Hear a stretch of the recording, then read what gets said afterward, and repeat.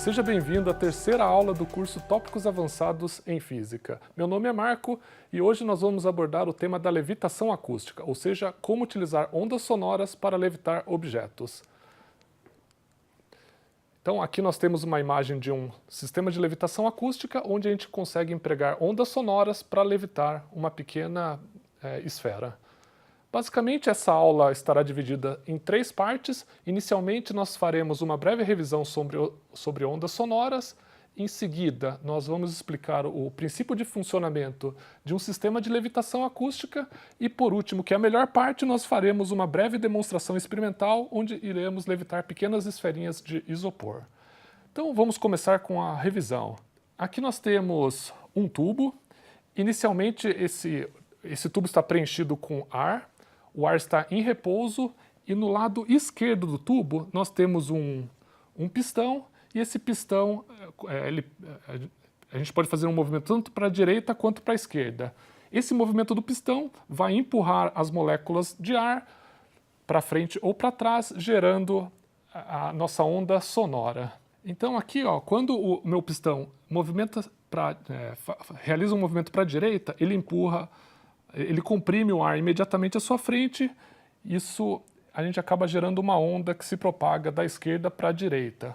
Da mesma forma, quando o pistão se movimenta para a esquerda, eu tenho uma rarefação do ar próximo ao pistão, e isso também, essa zona de rarefação se movimenta da esquerda para a direita, desculpa. Então nós podemos representar essas zonas de alta pressão e rarefação por uma onda senoidal desse tipo, onde o sinal de mais indica compressão e o sinal de menos indica rarefação. Aqui no caso, então, compressão indica que eu tenho uma pressão maior do que a pressão atmosférica e rarefação indica que eu tenho uma pressão inferior à pressão atmosférica. Outra característica de ondas sonoras que vale a pena mencionar é a questão da frequência. A frequência está relacionada com o número de oscilações que o nosso pistão realiza a cada segundo. Quando eu tenho frequências baixas, por exemplo, da ordem de 20 Hz, eu tenho sons extremamente graves. À medida que eu vou aumentando esta frequência, o som vai ficando cada vez mais agudo até a gente atingir o limite da audição. O ouvido humano só é capaz de escutar sons cuja frequência é inferior a 20.000 Hz, ou seja, entre 20 Hz e 20.000 Hz, ou também 20 kHz. Tudo que é abaixo de 20 Hz é denominado infrassom. E da mesma forma, todo som que tem uma frequência acima de 20 kHz é denominado ultrassom. Na levitação acústica, apesar de ser possível levitar objetos utilizando os sons na região audível, isso faz muito barulho. Então nós sempre tentamos trabalhar na região do ultrassom, que daí o ouvido humano não é capaz de escutar e fica mais confortável para levitar pequenos objetos. Outro ponto importante sobre ondas acústicas é o comprimento de onda. Se nós pegarmos a onda que está se propagando da esquerda para a direita ao longo do tubo e tirarmos uma foto num certo instante de tempo, a distância entre duas zonas consecutivas de compressão, ou seja, dois pontos máximos de pressão, eu tenho o meu comprimento de onda. Então essa distância aqui é nosso comprimento de onda e o comprimento de onda é representado pela letra grega lambda. Uma importante relação envolvendo o comprimento de onda, frequência e a velocidade de propagação da onda é essa equaçãozinha aqui, C igual a lambda_f, onde C é a velocidade de propagação da onda, lambda é meu comprimento de onda e f é a frequência.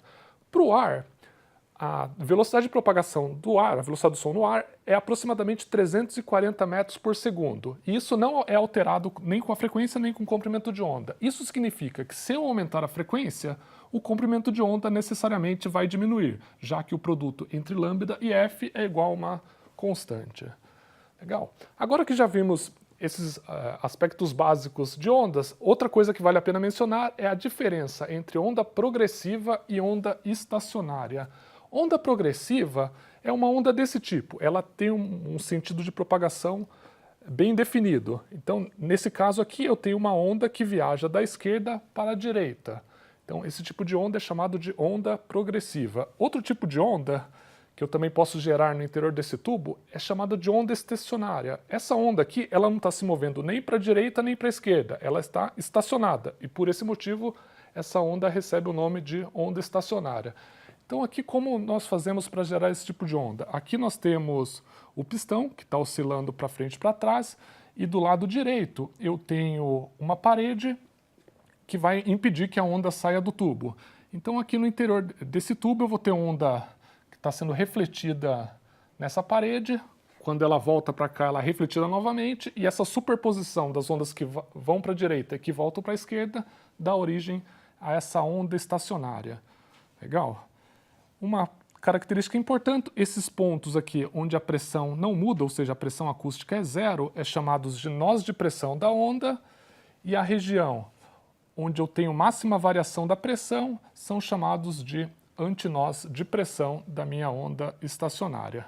Legal, agora que nós já fizemos essa breve revisão sobre ondas sonoras, agora nós temos condições de entender o princípio de funcionamento de um levitador acústico. Então, como funciona a levitação acústica?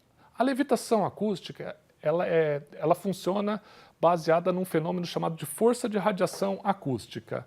A ideia é o seguinte, eu estou falando aqui, o som que está atingindo você, devido à minha fala, esse som acaba aplicando uma força no seu corpo. De maneira geral, a força é muito fraca e você não consegue sentir essa força. Entretanto, se você aumentar o volume do seu rádio, do seu alto-falante, e a amplitude da onda aumentar bastante, vai chegar um momento que você vai sentir essa força. Entretanto, para que você sinta, a gente tem que trabalhar com amplitudes extremamente elevadas, que podem ser extremamente prejudiciais ao ouvido humano. Por esse motivo, a gente costuma trabalhar também na região de ultrassom, não na faixa audível, mas na região de ultrassom, ou seja, nós operamos numa frequência acima de 20.000 Hz. Então aqui, só para ilustrar esse fenômeno da força de radiação acústica, vamos supor que eu tenho aqui uma onda progressiva, e essa onda progressiva está atingindo esse objeto esférico. Quando essa onda atinge esse objeto, ele vai me gerar uma força.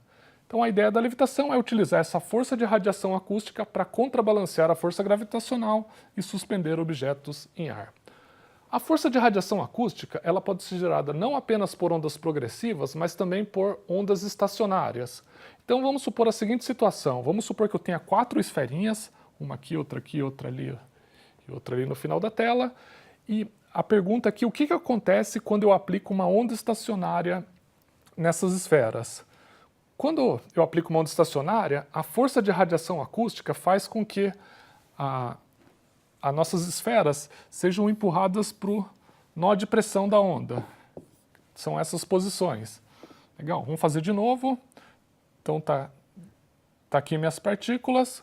Quando eu ligo minha onda estacionária, as partículas são movimentadas para os nós de pressão da onda estacionária. Legal. Então tá aqui o que ocorre. Pronto, baseado nessa força de radiação acústica produzida por ondas estacionárias, nós podemos construir um levitador acústico. O tipo mais comum de levitador acústico basicamente consiste de um emissor de ondas sonoras, que está nessa parte superior, e de uma superfície refletora.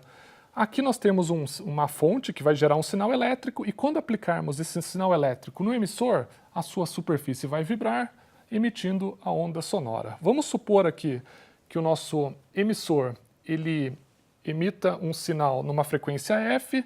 Se nós conhecermos a velocidade do som no ar, que é aproximadamente 340 metros por segundo, nós podemos calcular o comprimento de onda da onda no ar, e se ajustarmos a distância entre o emissor e o refletor para aproximadamente meio comprimento de onda, ao ligar o emissor, nós vamos gerar uma onda estacionária e a força de radiação acústica vai fazer com que esse pequeno objeto levite no nó de pressão da nossa onda estacionária. O interessante é que nós podemos fazer isso não apenas, a gente consegue levitar não apenas um único objeto, mas se nós dobrarmos essa distância, em vez de essa distância for lambda sobre 2, se dobrarmos a distância para um comprimento de onda, nós teremos 2 nós de pressão entre o emissor e o refletor, e nós conseguimos levitar 2 pequenos objetos ao mesmo tempo. Acho que vale a pena mencionar aqui que a distância entre esse nó e o nó de cima equivale a meio comprimento de onda. Tudo bem? Além disso, nós podemos aumentar ainda mais e aqui levitar 3 objetos. Se quiser, dá para levitar 4, 5, tudo bem? Agora chegou a melhor parte, nós vamos utilizar essa ideia para levitar pequenas esferinhas de isopor. Aqui está nosso levitador acústico. Aqui basicamente nós temos um emissor de ondas sonoras, onde a onda está sendo emitida por essa parte inferior, e aqui nós temos uma superfície refletora. Então aqui, entre esse emissor e o refletor, nós estamos gerando uma onda estacionária, e a ideia é levitar diversas esferinhas de isopor nos nós de pressão da onda estacionária. Legal, vamos lá então? Então vou colocar aqui a primeira bolinha, vamos colocar outra. Aqui eu coloquei essa bolinha no primeiro nó de pressão, agora estou colocando em outro. Opa, peraí que está difícil pegar a bolinha. Aqui tem mais uma. E aqui. Então tá aqui, ó, uma esferinha, uma em cada nó de pressão. Esse emissor aqui, ele está emitindo uma onda numa frequência de 25 kHz, que é acima da frequência audível. Então faz pouco barulho, né? Talvez o microfone aqui seja capaz de detectar um pouco de som, mas eu que estou aqui do lado não estou conseguindo escutar nada, né? Então tá aqui a levitação acústica de pequenas esferas de isopor.